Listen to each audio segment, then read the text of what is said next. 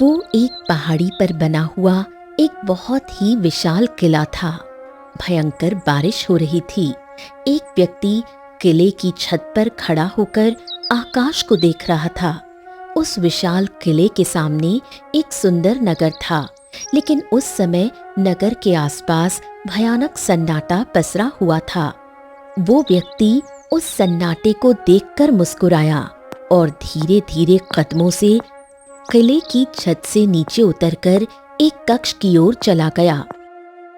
कक्ष के अंदर एक बहुत ही सुंदर रत्नावली नाम की युवती कांच के पिंजरे में बंद बैठी थी। उसकी आंखें बंद थीं। जैसे ही वो व्यक्ति अंदर आया, युवती चौंक गई। अभी समय है जादूगर काल, मुझे छोड़ दे।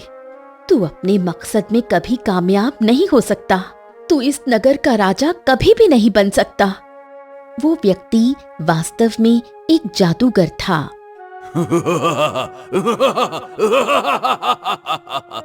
अरे ओ रत्नावली, अभी भी समय है। मुझसे विवाह करने की हामी भर दे। तेरा सारा जीवन सुखी रहेगा। तेरा सपना सपना रह जाएगा जादूगर काल। सुंदर नगर कभी तेरा नहीं होगा और तू मुझे कभी हासिल नहीं कर सकता। रत्नावली, इस संसार में मेरा कोई अंत नहीं कर सकता।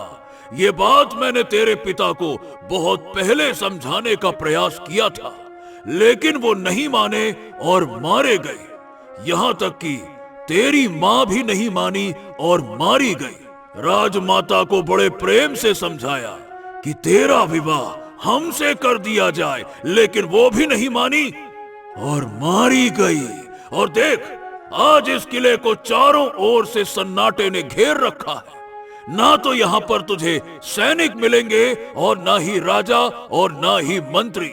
और रहा सवाल तेरे नगर का, तो वो डर की वजह से अपने घरों में दुबके बैठे हैं। कई तो सुंदर नगर छोड़कर जंगल चले गए। मुझे मेरे पिता और माँ पर पूरा भरोसा है। भले ही वो इस संसार में नहीं है, लेकिन उनकी बताई हुई बात पर मुझे विश्वास है। मैं ही नहीं, बल्कि पूरा सुंदर नगर विश्वास करता है। मेरे पिताजी मुझसे कहा करते थे कि जादूगर काल का अंत बहुत जल्द होने वाला है, क्योंकि हमारे नगर की भविष्यवाणी के अनुसार एक राजकुमार आएगा और वो तेरा अंत कर देगा। मेरा अंत? अरे ये सब बेकार की बातें हैं राजकुमारी। जो भविष्यवाणी तुम्हारे पिता तुम्हें बताया करते थे, उसमें कोई दम नहीं है। उस भविष्यवाणी को मैंने भी सुन रखा है और वर्षों से सुनता आ रहा हूं कि कालीन पर उड़ता हुआ कोई राजकुमार, जिसके हाथों पर सूर्य का चिन्ह बना होगा, इस नगर में आएगा और मेरा अंत करेगा। लेकिन मूर्ख राजकुमारी, इस तरह के कालीन का अस्तित्व ही संसार में नहीं है। और तू अच्छी तरह से जानती है कि मेरे प्राण किस वस्तु में कैद हैं। मेरे प्राण जिस वस्तु में कैद हैं, वो सुरक्षित है। वो वस्तु काले समुद्र के एक टापू के घने जंगल में रखी हुई है। उस काले समंदर को कोई पार नहीं कर सकता। बड़े से बड़ा संत, साधु और योद्धा भी वहां तक नहीं पहुंच सकते। इसीलिए भविष्यवाणी को भूल जा और जितनी जल्दी हो सके मेरे प्रस्ताव पर विचार कर और मुझसे विवाह करने के लिए हामी भर दे, इससे पहले कि मेरा इरादा बदल जाए और मैं तुझे खत्म कर दूं। इतना कहकर जादूगर काल क्रोधित अवस्था में तेज कदमों से चलता हुआ वहां से बाहर निकल गया। राजकुमारी रत्नावली आंखों में आंसू भरे रोती हुई बैठी रही। भविष्यवाणी सच होकर रहेगी। वो राजकुमार जरूर आएगा और तेरा अंत करेगा।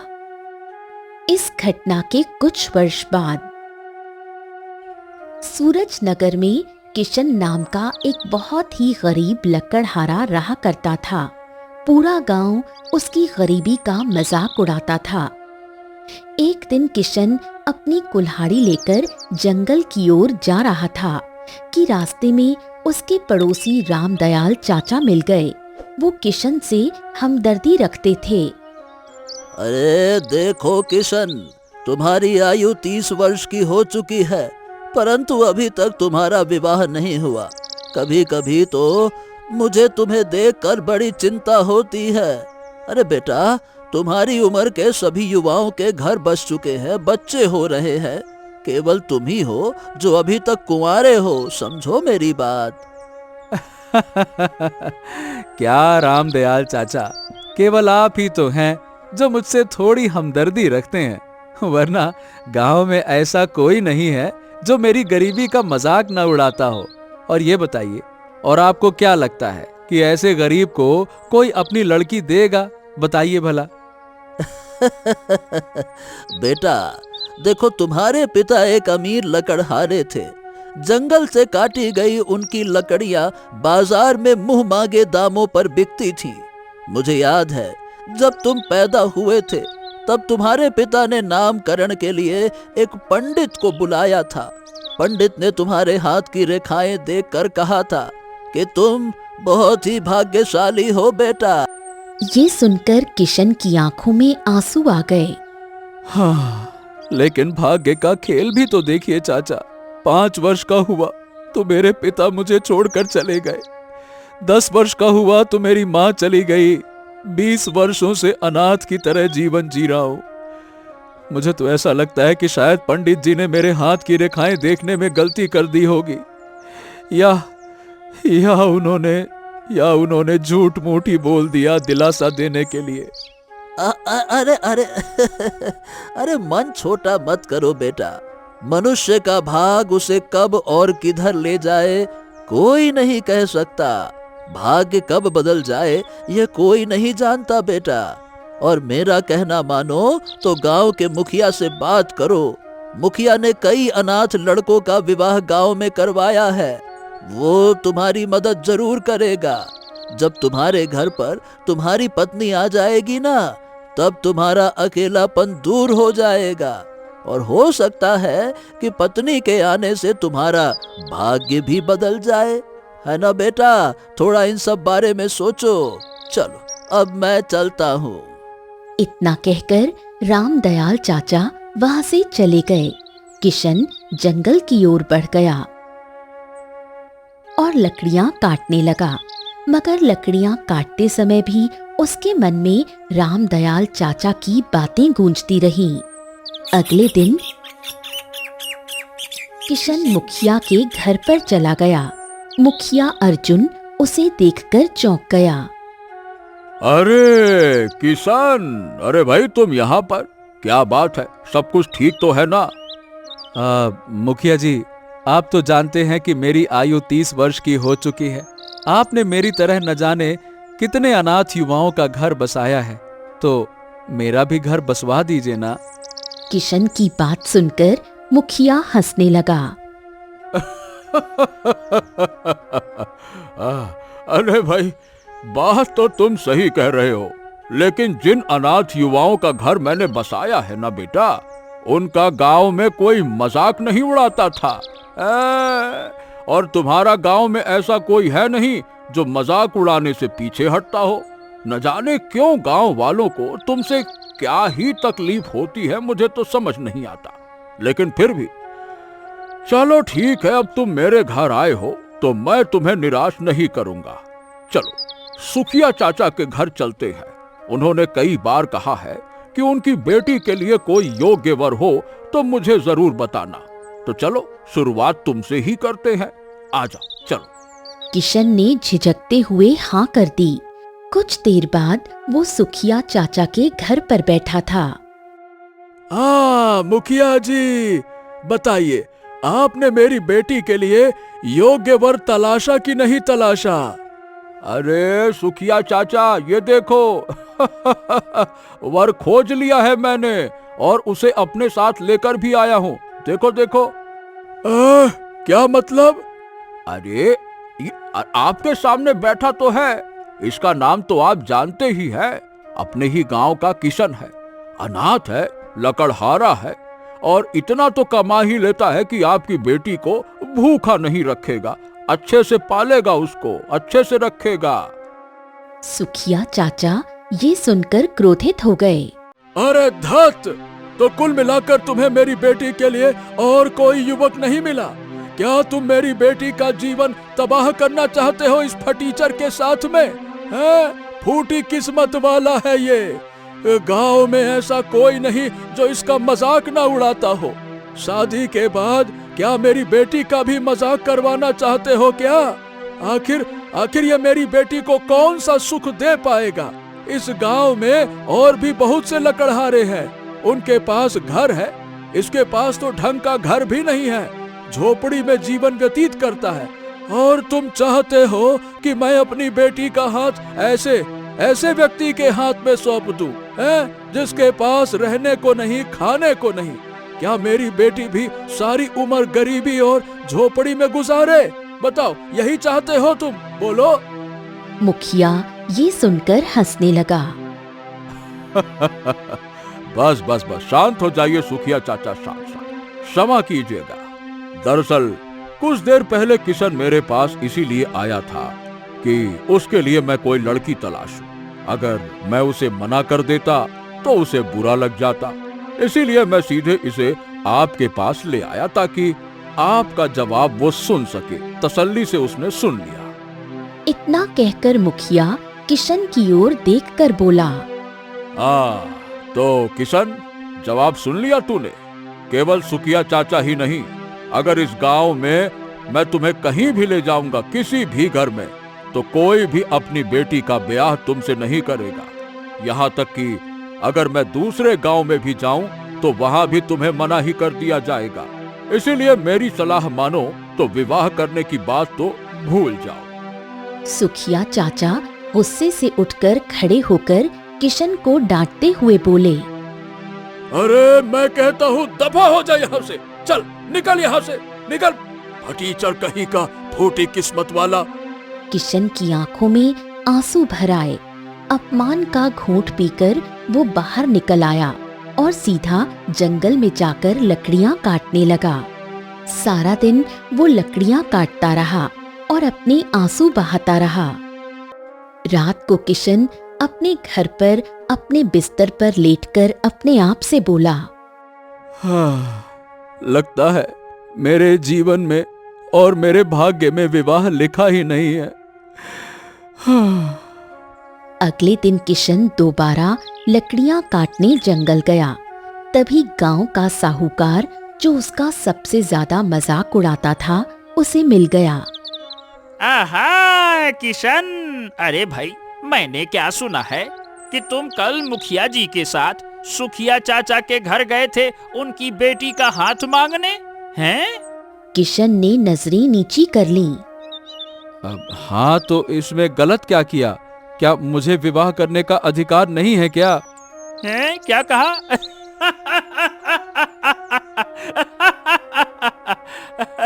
अरे सही बताऊं, बिल्कुल नहीं है। मैं तुम्हें यही बताने आया हूँ।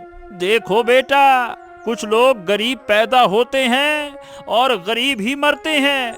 कुछ लोगों की किस्मत में ना तो धन होता है और ना ही स्त्री, और तुम्हारी किस्मत भी कुछ ऐसी ही है।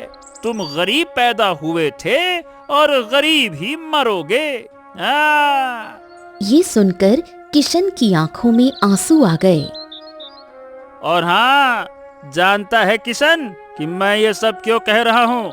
क्योंकि जब तू पैदा हुआ था तब तेरा पिता एक पंडित को लेकर आया था। उस पंडित ने तेरे हाथ की लकीरों को देखकर कहा था कि तू बहुत बड़ा भाग्यशाली है। तेरे पिता ने उसकी बातों को दिल पर ले लिया और चौपाल में बड़े घमंड के साथ सबको कहा था कि तू भाग्यशाली है, भाग्यशाली। जानता है तेरे पिता ने ऐसा क्यों किया था? पंडित को लाना, चौपाल पे ऐलान करना। जानता है क्यों? क्योंकि मैंने तेरे पिता से कहा था कि अपने बेटे को लकड़हारा मत बनाना, मेरे खेत में लगा देना, उसका जीवन सफल हो जाएगा। लेकिन तेरे बाप ने बड़े घमंड में कहा था कि मेरा बेटा भाग्यशाली है, वो तो किसी राज्य का राजकुमार बनेगा। धत राजकुमार, और मैं क्या देख रहा हूँ, तू तो कुछ ज्यादा ही भाग्यशाली है। अगर गांव के किसी भी घर में तूने अपने लिए विवाह का प्रस्ताव भेजा तो तुझे धक्के मारकर बाहर निकाल दूंगा और तेरी टूटी फूटी झोपड़ी का नामो निशान मिटा दूंगा। बात करता है, अबे दफा हो जा, क्या मार खा के जाएगा? चल निकल यहाँ से।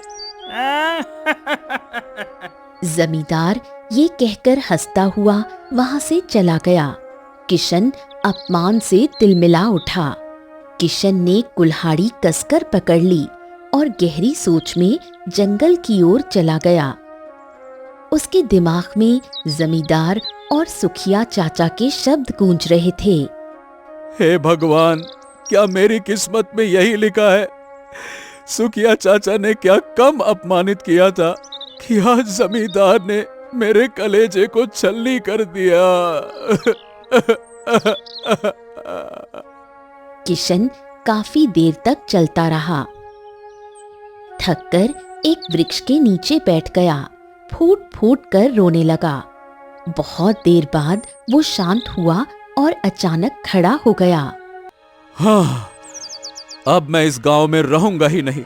बहुत जल्द ये गांव छोड़कर किसी दूसरे गांव में चला जाऊंगा। हाँ। मगर अचानक किशन चौंक गया। उसने देखा वो जंगल की गहराई में पहुंच चुका था। ये वही जंगल था जहां गांव वाले डर की वजह से नहीं आते थे।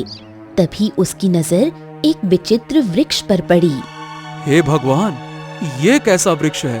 पूरा का पूरा सफेद। इसकी जड़ें और शाखाएं जमीन को छू रही हैं।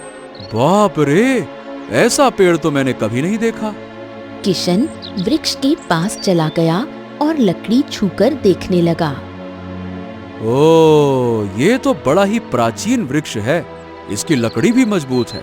अगर इसे काट कर बेचूंगा तो अच्छे दाम मिलेंगे। हो सकता है कि मेरी गरीबी दूर हो जाए। हाँ। इतना बोलकर किशन कुल्हाड़ी चलाने ही वाला था कि तभी सफेद वृक्ष से आवाज आई। मेरे घर को मत काट मनुष्य। अगर तू मेरे घर को नहीं काटेगा तो मैं तुझे अनमोल वस्तु दूंगा। अरे बाप रे बाप, ये कैसा विचित्र वृक्ष है? पेड़ के अंदर से आवाज आ रही है। कौन हो तुम? सामने आओ। कौन हो? तभी सफेद वृक्ष से धुआं उठा और एक विशाल मानव की आकृति सामने प्रकट हो गई।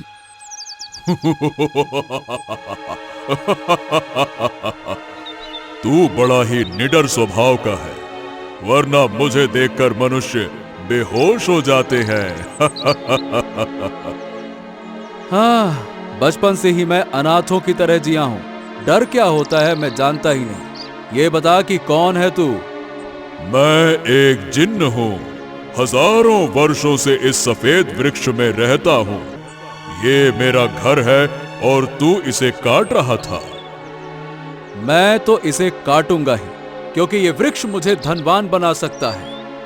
मुझसे मेरा घर मत छीन। देख, बदले में मैं तुझे अनमोल वस्तु दूंगा। देख, अगर तू मुझे बहुत सारा धन देगा तो ही मैं इसे नहीं काटूंगा, नहीं तो मैं तो इसे काटूंगा। मैं तुझे धन नहीं दे सकता। मेरे अंदर एक विचित्र शक्ति है। मैं मनुष्य को वही दे सकता हूँ जो उसके भाग्य को बदल सके। जो उसके भाग्य में लिखा है वो वस्तु कोई भी हो सकती है, तलवार, अंगूठी या कुछ और। बता, तुझे मंजूर है? किशन कुछ देर सोचता रहा। ठीक है, मैं भी जानना चाहता हूं कि मेरे भाग्य को कौन सी वस्तु बदल सकती है। ठीक, मुझे मंजूर है। वाह वाह वाह, ये की ना तूने चतुर मानव जैसी बात। इतना कहते ही जिन्न की आंखों से रंग बिरंगी किरणें निकलीं और अगले ही पल किशन के सामने एक कालीन प्रकट हो गया। हैं? ये क्या है? अरे ये तो एक साधारण सी कालीन है, इसका क्या करूं मैं? ये साधारण नहीं, ये उड़ने वाली कालीन है। अरे तो उड़ने वाली कालीन का क्या करूं मैं? इसका अचार डालूं? क्या करूं मैं इसका? आखिर इससे मेरा भाग्य कैसे बदल सकता है? बताओ मुझे ये हरगिज नहीं चाहिए। रखो इसको अपने पास। अब तो मैं इस वृक्ष को काट के ही रहूंगा, चाहे जो हो जाए। किशन ने गुस्से में दोबारा कुल्हाड़ी चलाई, लेकिन वृक्ष का कुछ भी नहीं बिगड़ा। ये क्या? कुल्हाड़ी तो वृक्ष पर असर ही नहीं कर रही। अब तुम्हारी कुल्हाड़ी चाह कर भी मेरे घर को नहीं काट सकती, क्योंकि तुमने मेरा प्रस्ताव स्वीकार कर लिया है और अपने भाग्य को बदलने वाली वस्तु चुन ली है। अरे तुमने मेरे साथ धोखा किया है, धोखा। ये बताओ, ये साधारण सी कालीन मेरा भाग्य कैसे बदल सकती है? ये कोई साधारण कालीन नहीं है मनुष्य, ये एक जादुई उड़ने वाली कालीन है। तुम जहां भी जाने को कहोगे, ये तुम्हें हवा की रफ्तार से वहां पहुंचा देगी और ये एक खास रहस्य जानती है जो समय आने पर तुम्हें बताएगी। क्या बात कर रहे हो? सचमुच? हाँ, तुम्हारे भाग्य में यही कालीन लिखी थी। अपने आप को भाग्य के हवाले कर दो और देखो तुम्हारे भविष्य में क्या होता है।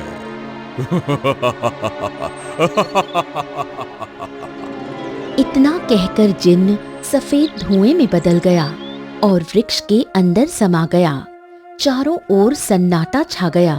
किशन हैरानी से कालीन को देखने लगा। हाँ, चलो देखते हैं, सचमुच उड़ती भी है या फिर नहीं।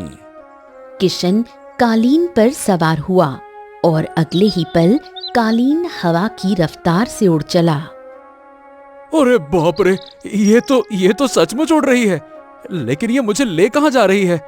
कुछ ही देर में कालीन सूरज नगर से बहुत दूर एक अजनबी नगर के जंगल में उतरा, झाड़ियों के बीच। किशन घबराकर नीचे उतरा और अचानक बेहोश होकर गिर पड़ा। कुछ देर बाद किशन की आंख खुली। उसने खुद को एक झोपड़ी में पाया। सामने एक औरत उसे गौर से देख रही थी। झोपड़ी में कुछ लोग और भी मौजूद थे। अरे अब ये मैं कहाँ आ गया? मैं कहाँ हूँ? मैंने देखा था, तुम कालीन से उड़कर हमारे जंगल में उतरे और जैसे ही उतरे बेहोश होकर गिर पड़े। कौन हो तुम? लेकिन तुम कौन हो? हमारे बारे में बाद में बताऊंगी, पहले तुम बताओ तुम कौन हो। मैं एक लकड़हारा हूँ, सूरज नगर का रहने वाला। ये सुनकर औरत चौंकी और पास खड़े बुजुर्ग व्यक्ति की ओर देखने लगी। देखो बेटा, तुम लकड़हारे नहीं हो सकते। अरे तुम तो कोई राजकुमार लगते हो, राजकुमार। राजकुमार और मैं? बाबा, आप भी कैसी बातें करते हैं। अरे अगर तुम राजकुमार नहीं हो तो तुम्हारे पास ये उड़ने वाली कालीन कहाँ से आई, बताओ। बुजुर्ग ने वो कालीन किशन के सामने रख दिया। हाँ, बताओ बताओ, ये कालीन तुम्हारे पास कहाँ से आई? अब ये सब बताना मैं जरूरी नहीं समझता। चलिए, मुझे अपने घर जाना है, हटिए। किशन कालीन उठाकर झोपड़ी से बाहर चला गया, लेकिन बुजुर्ग और वो औरत उसके पीछे आ गए। रुको, अरे पहले मेरी पूरी बात तो सुन लो, फिर जहाँ जाना चाहो वहाँ चले जाना। रुको। किशन ठिठक कर रुक गया। उसने कालीन जमीन पर फैला दिया। बुजुर्ग ने औरत की ओर इशारा किया। इस कालीन पर खड़ी हो जाओ। औरत कालीन पर खड़ी हुई, लेकिन कालीन स्थिर रहा। अब तुम इस पर बैठो, बैठो बैठो। जैसे ही किशन कालीन पर सवार हुआ, वो तुरंत उड़ चला। एक चक्कर लगाकर वापस उतरा। किशन उतर आया। कुछ समझे? तुम वही राजकुमार हो जिसकी भविष्यवाणी वर्षों से हमारे नगर में की जाती रही है। ये कालीन सिर्फ तुम्हारा आदेश मानती है, किसी और का नहीं। किशन ये सुनकर स्तब्ध रह गया। देखो, किसी समय हमारा सुंदर नगर राज्य खुशहाल हुआ करता था, मगर जादूगर काल वर्षों से इस राज्य पर अधिकार जमाना चाहता था। कुछ वर्षों पहले उसने हमारे राजा और रानी की हत्या कर दी, राजमाता को भी मार डाला और राजकुमारी रत्नावली को अपने किले में कैद कर दिया। जादूगर काल हजारों वर्षों से जीवित है। पीढ़ी दर पीढ़ी यही भविष्यवाणी चली आ रही थी कि उसका अंत केवल एक ऐसा राजकुमार करेगा जिसके हाथ में सूर्य का निशान होगा। भविष्यवाणी कहती है कि जादूगर काल का अंत वही राजकुमार करेगा जिसके हाथ में सूर्य का निशान होगा, और वो जादुई कालीन पर उड़ता हुआ सुंदर नगर आएगा। तुमने कहा कि तुम सूरज नगर के रहने वाले हो और तुम्हारी कलाई पर सूर्य का निशान अवश्य होगा। देख लो। किशन चौंक गया और अपनी हथेली पर नजर डाली। वहां सचमुच एक छोटा सा सूर्य का निशान बना हुआ था। अब तुम बताओ, कैसे इनकार करोगे कि तुम राजकुमार नहीं हो? बताओ। लेकिन बाबा, मैं तो एक लकड़हारा हूँ। बचपन से मैंने गरीबी और ताने सहे हैं। जहां तक इस जादुई कालीन का सवाल है, तो मैं आपको बताता हूँ कि ये मेरे पास कैसे आई। इतना कहकर किशन ने सारी घटना बुजुर्ग व्यक्ति और वहां खड़े लोगों को सुना दी। ये सुनकर सभी की आंखों में चमक आ गई। तो इसका मतलब भविष्यवाणी ने तुम्हें चुना है। अगर भविष्यवाणी ने तुम्हें नहीं चुना होता तो ये कालीन तुम्हारे भाग्य में क्यों लिखी होती, और तुम्हारे हाथ में सूर्य का निशान क्यों होता, और ये कालीन केवल तुम्हारी ही बात क्यों मानती? बताओ भला। किशन ने सबकी आंखों में उम्मीद देखी। सब सुंदर नगर के रहने वाले हैं। जादूगर काल के डर से इस जंगल में छिपकर रह रहे हैं, और तुम ही हमें उससे मुक्ति दिला सकते हो। जादूगर काल ने अपने प्राण किसी अद्भुत वस्तु में डाल रखे थे, और इस रहस्य को केवल राजकुमारी रत्नावली ही जानती है। मैं इस जंगल की एक सुरंग जानती हूँ जो सीधे उसके किले तक जाती है। अगर तुम्हें विश्वास नहीं होता तो मेरे साथ चलो। जादूगर काल अभी किले में मौजूद नहीं होगा। वो रात को कभी किले में नहीं आता। केवल हमें ही नहीं बेटा, बल्कि पूरे सुंदर नगर राज्य को तुम्हारा ही तो इंतजार था। अब हमारी मदद करो किशन, मदद करो। किशन ने उन सबकी आंखों में अपने लिए आस्था और उम्मीद देखी। ठीक है, तो मिलवाओ मुझे राजकुमारी रत्नावली से। औरत खुश हो गई और आंखों से किशन को इशारा करते हुए बोली, मेरे पीछे आओ। कुछ देर बाद वो औरत किशन को लेकर एक गुफा में पहुंची।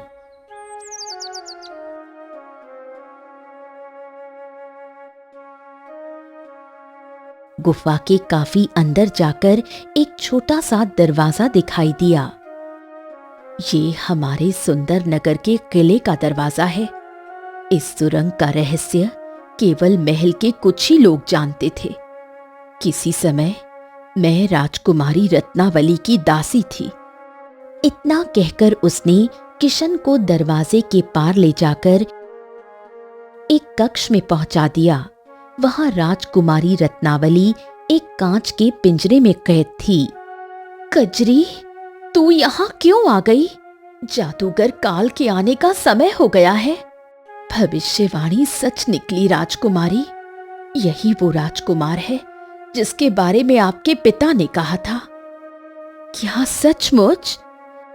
कजरी ने पूरी घटना रत्नावली को बता दी कि किस तरह किशन उड़ते हुए कालीन पर आया और उसकी हथेली पर सूर्य का निशान भी था।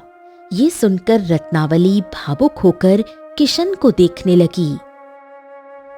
देखिए, मैं अभी भी अपने आप को एक साधारण लकड़हारा मानता हूं, लेकिन मैं आपको इस पिंजरे से जरूर आजाद करवाऊंगा। राजकुमारी, हमें इतना पता है कि जादूगर काल ने अपनी जान किसी अनोखी वस्तु में कैद कर रखी है, लेकिन वो वस्तु कहाँ है ये हमें नहीं मालूम। यहाँ से कुछ दूर समुद्र है, उसके पार काला समुद्र है, उस पर दैत्य का शासन है जो बहुत शक्तिशाली है। उस काले समुद्र को पार करने के बाद एक टापू आता है। उसी टापू के अंदर वो अद्भुत वस्तु रखी है जिसमें जादूगर काल ने अपने प्राण डाले हैं। अगर ऐसी बात है तो मैं उस टापू तक जरूर जाऊंगा। सावधान रहना, काला समुद्र बहुत खतरनाक है। गरीबी से ज्यादा खतरनाक और कुछ नहीं होता राजकुमारी। चलिए, मैं जाता हूं। इतना कहकर किशन ने कजरी की ओर देखा। चलो, मुझे मेरी कालीन तक ले चलो। कजरी ने सुरंग के रास्ते से किशन को बाहर निकाला। कुछ ही देर बाद किशन अपनी जादुई कालीन के सामने खड़ा था। किशन जादुई कालीन पर सवार हो गया। देखो कजरी, मुझे सिर्फ इतना मालूम है कि जब जिन्न ने मुझे ये कालीन दी थी तब उसने कहा था कि जहां मैं आदेश दूंगा वहीं पर ये जाएगी। कालीन, मुझे काले समंदर के पास उस टापू पर ले चलो जहां वो रहस्यमयी वस्तु है जिसमें जादूगर काल की जान कैद है। अगले ही पल कालीन हवा की रफ्तार से उड़ चला। कुछ ही देर बाद कालीन किशन को एक टापू पर उतार देता है। टापू में घना और विचित्र जंगल था। किशन चारों ओर देखने लगा। थोड़ी ही देर में उसे दूर एक वृक्ष पर बैठा लाल तोता नजर आया। किशन तुरंत दौड़ता हुआ वहां गया और अगले ही पल उसने उस तोते को पकड़ लिया। जैसे ही किशन ने लाल तोते को पकड़ा, उसी समय किले की छत पर बैठे जादूगर काल को झटका लगा। असंभव, असंभव! ऐसा ऐसा कैसे हो सकता है? असंभव! अगले ही पल वो किले से गायब होकर रंग बिरंगी बिजली की तरह किशन के सामने प्रकट हो गया। कौन है तू? इस तोते को तुरंत छोड़ दे। जादूगर काल की नजर दूर खड़े जादुई कालीन पर पड़ी। ये तो हो ही नहीं सकता। जादुई कालीन का अस्तित्व इस संसार में है ही नहीं। कौन है तू? है कौन तू? ये तो मैं खुद भी नहीं जानता कि मैं कौन हूं। मुझे मेरा भाग्य सुंदर नगर ले आया। सुंदर नगर वासियों ने मुझे राजकुमार कहकर बुलाया और बताया कि भविष्यवाणी ने मुझे चुना है। यही जादुई कालीन मुझे काले समंदर को पार करके यहां लाई और इसी कालीन ने मुझे बताया कि तुम्हारी जान इस लाल तोते में कैद है। और इतना कहकर किशन ने लाल तोते की गर्दन मरोड़ दी। अगले ही पल जादूगर काल चीखते हुए तड़प गया और राख बनकर बिखर गया। किशन तुरंत अपने जादुई कालीन पर बैठ गया। कालीन उसे उड़ाकर किले की छत पर ले आया। किशन नीचे उतरा तो उसने देखा राजकुमारी रत्नावली आजाद हो चुकी थी। भविष्यवाणी सही निकली। तुम ही वो राजकुमार हो जिसने हमें जादूगर काल से बचाया। राजकुमारी रत्नावली, मैं समझ नहीं पा रहा हूं कि मैं कौन हूं। तभी वही जिन्न प्रकट हुआ जिसने किशन को जादुई कालीन दिया था। किशन, तुम इस राज्य के राजकुमार हो। मैंने तुमसे कहा था ना कि ये कालीन तुम्हारे भाग्य में लिखी है। ये तुम्हें यहां तक लेकर आई क्योंकि जादूगर कल का अंत तुम्हारे हाथों लिखा था। अब तुम लकड़हारे नहीं रहे, अब तुम वो योद्धा हो जिसने हजारों वर्षों से जीवित जादूगर कल का अंत किया है। मैंने तुमसे कहा था कि ये कालीन एक रहस्य जानती है और ये तुम्हें समय आने पर बताएगी। जादूगर काल ने अपनी जान लाल तोते में डाल रखी थी और इसका रहस्य कालीन जानती थी, और सही समय पर इस कालीन ने तुम्हें बताया और तुमने जादूगर का अंत किया। इतना कहकर जिन्न वहां से गायब हो गया। क्या तुम मुझसे विवाह करोगे? हाँ, मैं करूंगा। कुछ दिनों बाद किशन ने राजकुमारी रत्नावली से विवाह कर लिया और राजकुमार बन गया। वो अपने जादुई कालीन पर सवार होकर पत्नी रत्नावली को लेकर अपने गांव सूरजनगर आया। गांव के वासी किशन को राजकुमार और राजकुमारी रत्नावली को देखकर दंग रह गए। जादुई कालीन देखकर उनके मुंह खुले के खुले रह गए। हमें माफ कर दो राजकुमार। हमने तुम्हें कभी समझा ही नहीं कि तुम वाकई में भाग्यशाली हो। हाँ हाँ, हमने तुम्हारा अपमान किया, न जाने क्या क्या कहा। हमें क्षमा कर दो, तुम वाकई में भाग्यशाली हो राजकुमार। बस बस बस बस बस, मैंने तुम सबको, पूरे गांव को माफ किया। खुश रहो। इतना कहकर किशन अपनी पत्नी रत्नावली के साथ जादुई कालीन पर उड़कर अपने राज्य लौट आया।